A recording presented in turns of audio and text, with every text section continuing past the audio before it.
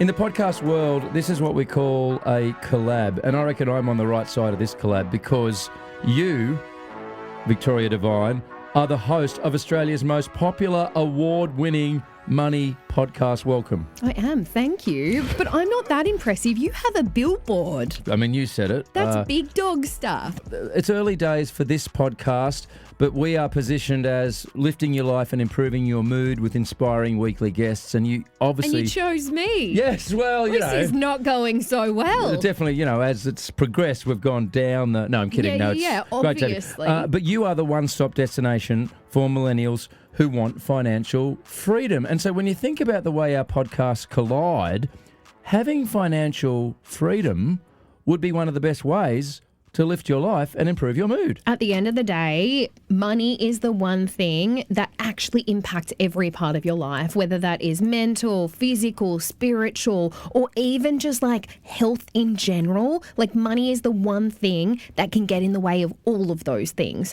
So from my perspective, I feel like money is arguably one of the most important things to talk about. I mean, really self-serving because that's the content I create and I've got to keep myself popular. But at the end of the day, like who hasn't had money stress at one point in their life? You know, and I think it's about getting your head around some of the terminology. So millennials who want financial freedom. Now, financial freedom isn't the same as getting rich. No, we're not here to get rich. Get rich is a bit old school. It's a bit of an old flex, isn't it? Like, yeah, look at my cars and all my shit, you know. Whereas financial freedom, if I'm not mistaken, is the ability to effectively have that freedom to do what you want, where you want, with who you want. It's all that stuff, which is different to having a Lamborghini, isn't it? Being a baller, yeah. I was actually chatting to a friend about this the other day because I saw a post on Instagram from someone I went to school with, and they had posted a picture of them standing in front of their brand new car, really big, expensive car with, you know, that big red bow they put over the top to be like, hey, welcome to debt life. And sure. I was like... Or to lease life, or to not even my car because I'm pretending life, or whatever it may be. I mean, at the end of the day, we all know that they did not buy a $60,000 car outright because who has the cash for that? And if you do have the cash for that, it's very unlikely that you are willing to part with it for a car. Right. So from my perspective, I was like, why are we celebrating this guy going into debt instead of when people, you know, reach financial freedom or quit a job that they don't feel like is serving them well anymore, or make an extra super contribution? Like all of this stuff when it comes to wealth and financial freedom is so hidden, it's invisible, whereas debt and being rich is so visible, it's just not sexy anymore for me. It just does not make sense. And so I think when we talk about getting rich, financial freedom is not about that. It's actually about the ability to choose what you want to do. Yeah. Whether you want to leave a circumstance, an employer, a relationship, a country, whatever you want to do, having the freedom of choice. And I feel like that freedom is not something we all have, even though we can give it to ourselves. So when I talk about financial freedom, I'm not talking about the type of financial freedom where I go, hey, Byron, we are billionaires. We don't have to worry about money again. Sometimes I'm actually talking about just having an emergency fund so that if you don't want to work somewhere anymore, you know, you've got the money to cover rent that month so you can tell your boss who's being a douchebag to get out. Or if you want to break up with a partner, you don't feel like you have to stay in that relationship for months and months and months because you can't afford your own lease, or, you know, the bond is a couple of grand. So I feel like financial freedom means different things to different people. Because I mean, Byron, if I asked you, what does financial freedom mean? It might mean something very different to you because obviously you want to go out on a yacht in the Bahamas and I might want to go and just buy a caravan and, you know, go around Australia. So it just means different things to different people. And I think that that's what She's on the Money is all about embracing. It's about giving our community financial freedom individually, not trying to tell them what that looks like. Because as you said before, it doesn't look like a Lamborghini. No, and I love your community. I was lucky enough to attend one of your big live nights recently in Melbourne. And it's such a special community. You even have dogs in the case of Lucy here. I mean, there are people, there are animals. Your dog isn't here with us right now. I mean, she is. She goes everywhere I go. It's a chill vibe. But honestly, you have built this community and it is informal and it is relaxed and it is positive, which is why you're such a good fit to be a guest here. This isn't stuffy.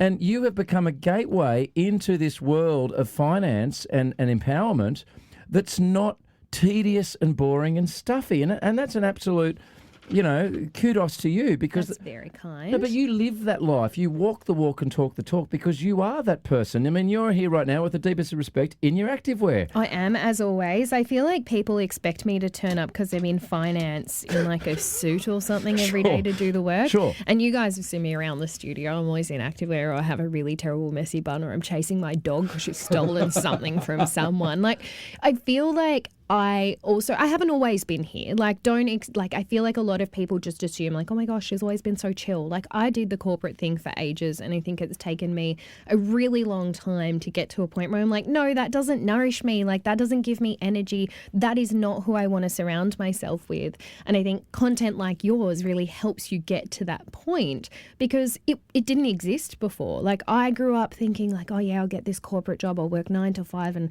my boss is going to think I'm so impressive because every night I don't log off till 9 p.m. Like, that's ick nowadays. Nowadays I'm like, Byron, do you want to go out for a drink? Like, we'll have a few wines, we'll do some work, we'll get it done. And I think for me, it's all about the vibe. But at the end of the day, what underpins the vibe is structure. Right. And I was talking to a psychologist on my podcast the other day. Hasn't been released yet, I do apologise, but I was talking to her the other day about, fight or flight, on how we used to, as humans, like, just live in a way that was all about safety and security. Like, at the end of the day, that's why we feel anxious about money, because humans, they don't like change. Like, we are survival animals. Yeah. Like, we aren't hunters. We were the ones that were hunted. So we actually live in this world where change feels awkward because change doesn't make us feel safe, and humans don't ever want to feel unsafe, because if we feel unsafe, we're at risk. And if we're at risk, our lives might be at risk. And at a deep innate level, you just feel like, all right, well, if I change anything, something might happen. It might be really negative. And I think that that's the way we're trying to break down money as well, because if you grew up around being told a certain narrative around money, that's what you're comfortable with.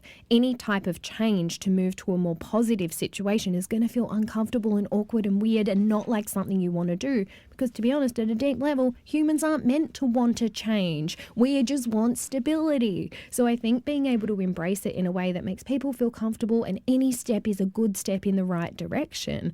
I think that's always been something that's missed in this space, because it was always like, oh, well, if you're not doing this, that's wrong. And it's like, well, no, like, that's not the case at all. And I love the informality and as I say, meeting your community that night in Melbourne, and they're so special. They're just the greatest group, and it made me want to sort of be in that community, which I guess I am as a listener of your podcast. You absolutely are. No, but it's a great community. But I was thinking, you're the finance person that has a good time, and the old way of thinking about it is, oh, God, if I'm going to be productive, that sounds like I'm having no fun. And in your case, if I'm going to have financial freedom, here we go, I can't have my smashed Av. Absolutely You're not. helping the community find a way to have their smashed Av and eat it. I tried to use that as a cake analogy. It didn't quite work. It was good. It was thank good. You. I'm getting there. I saw what you're doing there. So it's not all sacrifice, deny yourself everything and, just obsess over it all and because, let's miss out on everything now for this promise of something in 20 years. That's not the way you approach this stuff, right? No, absolutely not. And I think it really goes back to, I guess, my ethos around this. And like, for those of you who haven't met me before, I worked in organizational psychology before going into finance. And I was a bit of a nerd in the psych space. I did 2 degrees, then I did my MBA and realized all of that was an absolute joke. And I was trying to be somebody that was not positive, was not happy, didn't love what she did. And finance was that thing that I learned really quickly. Once I understood it, I felt more confident and I could empower my friends and my family with this knowledge. And then I realized I could do that on a bigger scale. So I think from my perspective, it's just one of those things that it's actually not about the smashed avo. That's like, as much as it's a good analogy, it really doesn't hit the nail on the head, because we need to go back to values. Your values, Byron, are going to be so different to my values, and what I care about in life might not be what, the rest of my team cares about in life. And I just hate this idea of percentage-based value systems and percentage-based budgets, because they're never reflective of reality. Like, if you earned 40 grand a year, Byron, for me to say you need to save 10% of your income, that's ridiculous. Like, that's unachievable in 2022. That's unachievable if you're a mum. Imagine trying to tell a mum, hey, you've got 40 grand, keep this kid alive, also save. That's ridiculous. But on the flip side, if you earned 400 grand a year, to save 10%, my friend, you need to be doing better than that. So I just think these percentage-based systems have made us feel empowered because we love structure, right? Humans love structure. We love being given a system because it's easy to follow. Every time there is something new in our life, we want the instruction manual. It's why when people say, oh my gosh, a baby, far out, they don't come with instruction manuals, because we hate change. Right. Like, we want the narrative. We want the instructions to be able to do the right thing. So saying save 10%, you're like, yep, okay, that's a really good goal because it's clear. But what that doesn't do is take into consideration your values, your thoughts, your feelings, what you want to create out of life. And it's interesting because I was talking the other day with one of my girlfriends about rent, and I really valued rent when I was renting before we bought. And there was this argument I got in with my partner because he could not care less where he lived. All he cared about was being close to public transport so he could go out for beers with the boys. And I cared about being at home a lot, and I wanted a place that I filled with all of the things that I loved, and I felt nourished and I felt rejuvenated because I'm a homebody. So how much I was willing to spend on rent was very different to how much my partner, who just wanted a place to crash, would spend on rent. Fascinating. And that's a really big reflection of our values. And we actually had to talk about that. And I think that that's something that in every single facet of our budget really is reflective of our value system, right? Like, I am not an F45 gal. I know you mentioned the active wear. That's just comfortable clothing, right? That's a facade. That's a facade. Sure. That is absolutely not who I am. I might go to Pilates, No, love of course. some So reformer I know you Pilates. stay fit, but yes. I am absolutely not about to go to F45. So I cannot, for the life of me, comprehend how much people spend on F45 each week. I'm like, girl, are you crazy? But if you love it and it's aligned to your values, then money win. Fantastic. Like, Yep. that's the best thing that could ever happen. So I think it's really reflective of what you want to achieve and how you want to live your life. And when we talk about budget, it shouldn't actually be what you have to do. It should be, are you comfortable with where your money flows? Are you looking at your budget and saying, oh my gosh, I have this amount of money coming in and this amount of money coming out. Are you okay with that, Byron? Or are you like, oh, far out, there's so much money going on things I don't care about? All right, well, we need to change. Great. But if you're really happy with that, why should you change? Just because someone said you can't afford a house because you ate smashed avo? Do you even want to buy a house? We don't know. I love this. See, so instead of looking at it purely on a balance sheet and with a calculator, and as you say, with all these percentages, I would hazard a guess from this conversation we're having that each individual that comes to you, if they were looking for individual help, Absolutely. it goes outside of that at the start, and you seem to start with what do you value, what do you care about, what do you want as a human being, Exactly. which is not a financial question necessarily. In fact, it isn't. No. There'll be a flow on from that. So you're listening to this right now and you're thinking, right, I want to be a better person. That's what I'm giving this podcast a shot. It's a positive podcast. We're always talking to interesting people. We try and have takeouts at the end of every episode that can help us improve ourselves. And yeah, my guest is technically this finance guru, but I'm not here to give budget tips at the end of the day. which is interesting. Because of your psych background, and I sense this is part of why you've been so successful, you would challenge anyone to decide what's important to them, and then you can start to work on all the numbers around that question. Absolutely. Right. And then after you've worked out, all right, this is what's important to me, we're going to talk about goals. So if you've got this big goal of buying a house and you're like, I really need to save a home deposit, I'm not going to sit down and go, all right, Byron, this is how much you need to save for your house and you need to save this amount each and every single week. We're going to talk about how that fits into your lifestyle. So Byron, you want to buy a house, you want to buy it in 2 years. We're going to break that goal down. Is that achievable with the lifestyle you're living? What would you compromise to achieve this goal? Right. How would you compromise? And you might go, oh, well, maybe I will give up F45 because I really want a house more than that. So it really goes back to creating a system that makes sense for you, because then you don't feel like you're missing out.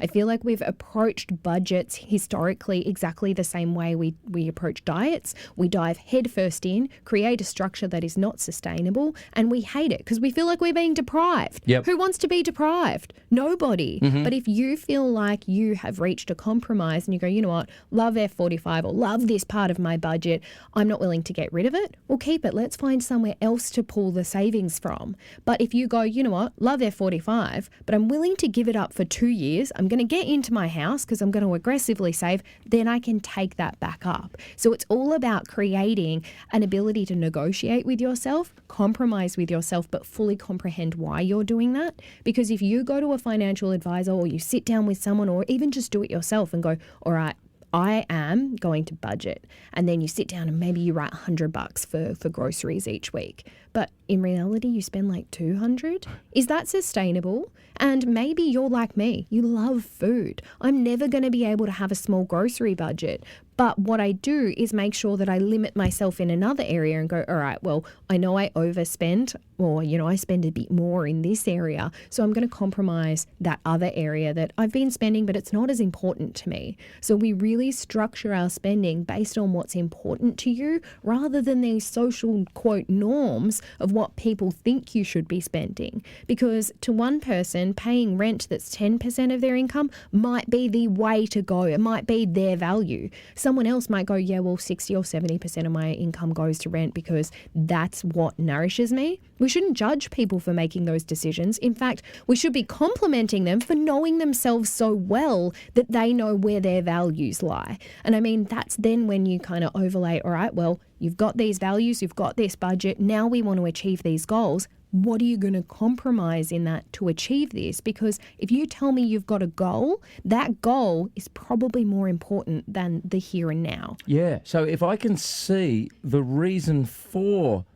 a sacrifice in one area and I'm really passionate about that goal that I can literally see, I can almost touch it, I'm far more likely to do that than if it was just a set of numbers on a sheet, because that's boring and that's not exciting, and I can't touch that or feel that, right? No, it's about making it real, and that's why most people are really good at short-term saving, but not long-term saving. Right. So, Byron, if I said, let's go to Bali and have a really good time, you're Okay. like, all right, no worries. When are we going? And I go, in 2 months, and you're like, I'm not going out till then. Like, I'm going to compromise all of these things I love because I Right. want to save up all my cash so I can spend it in Bali. It's because the time frame has been compressed, and Okay. we innately, as humans, we're really good at instant gratification, but we're not good at gratification over the long term. How can we get better at that bit? It's about goals and clear goals and being like, all right, well, if I do want to buy a house, what am I going to compromise? All Longer right. term. Yeah, Yeah. great. It might not be going out with your friends, but is that sustainable in your lifestyle? Right. Probably not. So Okay. maybe we go back to the drawing board, and instead of saying, you know what, Byron, you can't go out,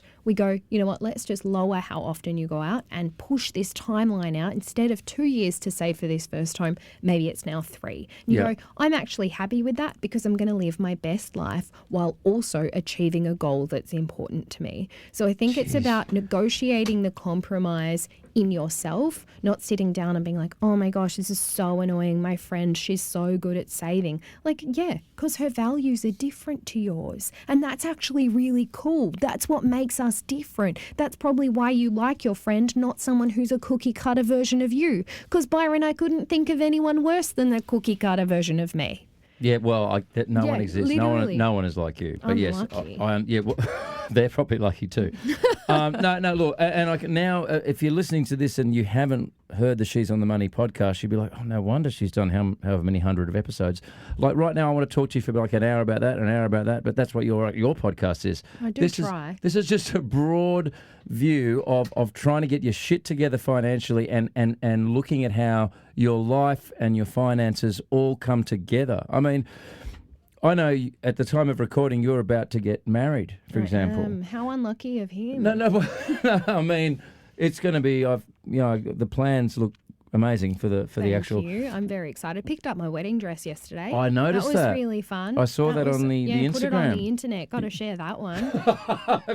But this is just one aspect. Again, we're not going to do a whole episode on this, but your partner, like your relationships, and particularly that one, that's a really important relationship. I'm actually enjoying my life where that's not. I don't have that dynamic at the moment, but that I have several other dynamics. My son, I'm a single dad to him. No, that's not a euphemism for random birds.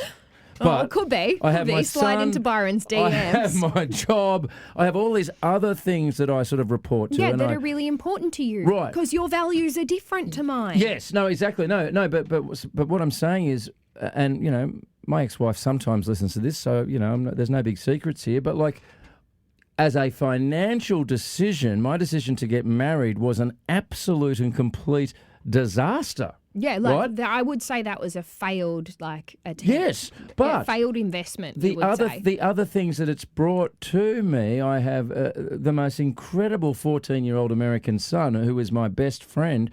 We do all sorts of... And from what you've said, one of the most intelligent humans that exists. Wild. So then I reset. I can't control what I've done in the past. I could get a calculator out and go, oh my God. But it's not about that. It isn't. And I guess what I'm saying is, regardless of what happens in our relationships, and yours will be fruitful and brilliant. No, but if it's not... I'm just saying... You can't afford... That's why we've got a binding financial agreement, Byron. But you can't afford to look backwards, can you? Like, you've got the here and now. You look to make the best decisions possible. What happens. You can always hit the reset button. Like, I have new goals, and who would have thought this, but I have goals that relate to being a single dad and having a 14-year-old son. You know, I'm going to be in Paris and in Strasbourg and in Berlin with my kid over Christmas. Cool. Then I'm coming back via Bali, where I'll be single for 4 days. Then live your life. Then I go see my dad who lives in Queensland, and, you know, I've worked all the flights out, and they all, you know. Now look, that's because I prioritise seeing my son, right? Yeah, but and that's your value. Right. And what you said before about looking back, that doesn't serve us. It's like crucifying ourselves for past mistakes. It's like you did the best you could with the tools and resources you had at that point in time. And one of those tools you didn't have was a crystal ball, because nobody has that. So it doesn't actually add anything to our lives to be like, oh my God, past Byron did X, Y, Z. But same for if you're currently in a circumstance that you're not that happy with, right? Like if you're in debt, or you're in a job that you don't love, or you're doing something you're like, I wish I wasn't doing that. It's not about crucifying yourself and being like, I'm the worst, I can't believe it. Right. Let's just acknowledge that was something that happened, and it's now a part of your journey, and we just need to deal with it. Absolutely. Like, you're in debt, we can get out of it, we can change it. Like, look at Byron, he's thriving. Yeah, he's thriving. So I won't look back and be negative, but also, you don't just want to race ahead oblivious to things that you've done. You do want to try and learn. Do you think it's important that when people get together, you spoke about the early conversation with your fiance around the rental situation. Yep. You know, your different goals, different ideas as to what you wanted, even just from something as simple as where to live. Do you think it's important to have these conversations early in your relationship and really get a sense of how you feel about that stuff? 100%. I mean, I'm here to dish out some dating advice. I wouldn't go on a date with someone, Byron, and be like, what do you earn? What are your money value? Like, that's probably not that sexy. But if you're in a relationship with someone and you see it going somewhere, I would start money conversations. I wouldn't probably go straight out the gates and be like, what do you earn? Because that can be a really jarring question for someone. But I think when it comes to money, we can actually have heaps of conversations about it without being personal. Like, I don't have to disclose my personal income for us to have a conversation about, oh my gosh, brunch is so expensive. Like, what would you expect to pay? Or, do you know what I mean? Like, we can have these conversations about cash without making it personal. But then also, I think if you're in a new relationship, one place that I would really start is talking about your history. So you said before, we don't have to forget about our history. No. And something I say often in my content is, we don't want to forget about it, but what we want to do is honor it. We want to respect it. Like, I want to make past me so proud. Like, I look back at past me and I'm like, oh my gosh, she was an absolute mess at times. Like, don't even go back so far on my Facebook. The photos don't even look like she was a different person, making a note my of that friend. now, which I'll do exactly that. But I think today me makes her really proud, and that's what I'm doing. That's how I live my life. I'm not forgetting that I had that, because she got me here. She's a really cool person. She did get me in $45,000 worth of personal debt, right, which I'm a little bit salty about. Yeah. We're out of that now. Yeah. But I think should be really proud of where I am today. And I think everybody should have that kind of lookout in life. But when it comes to dating, I think we should look back on our lives and go, oh, Byron, how did you grow up around money?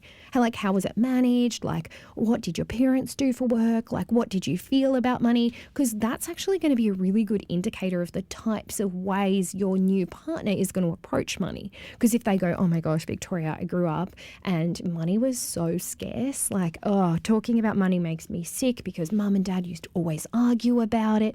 That's really great insight for you to then use to move forward, because you're like, all right, well, then if you grew up in maybe a wealthier household where mum and dad never thought about money, it was like everywhere and you don't seem to care about it, well, now you can see why your partner might stress a bit more when you say, oh, there's a bill due. Yeah. You go, but Byron, you can afford it. What are you talking about? Why are you stressed? Right. Well, there's actually an underlying sense of anxiety around this topic. That's why. It's triggering them. It's Yes. not actually them being stressed about paying the bill or splitting dinner or, moving into a different house or getting a mortgage. It's none of those. That's not what's stressing them. It's their past experience which navigates us through current experience and puts us in a position where, even now, I'm a financial advisor.